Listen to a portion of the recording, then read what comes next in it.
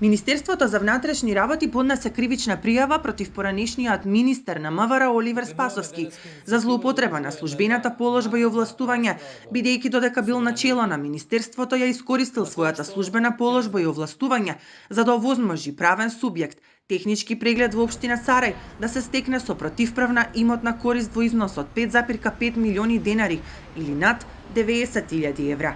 Кривичната пријава се поврзува со несреќата на автобусот на Беса Транс, кој изгоре во Бугарија на 5 октомври 2021 година, кога загинаа 45 лица. Оти последната контрола на автобусот била извршена токму во истата станица за технички преглед во Глумово.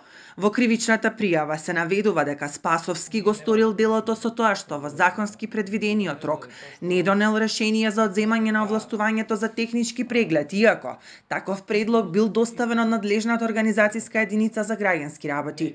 ОС, додека ја извршувал функцијата министер за внатрешни работи, односно во текот на 2021 година, искористувајќи ја својата службена положба и овластување, овозможил на правен субјект технички преглед во општина Сарај да се стекне со противправна имотна корист во износ од 5.565.927 денари.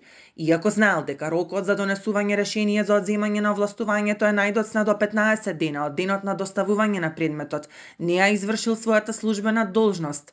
Согласно член 65 страна 3 од Законот за возила и член 5 од Правилникот за начинот и постапката за донесување и одземање на решението за овластување на правното лице за технички преглед на возила и за категории на возила за кои се издава овластување за технички преглед.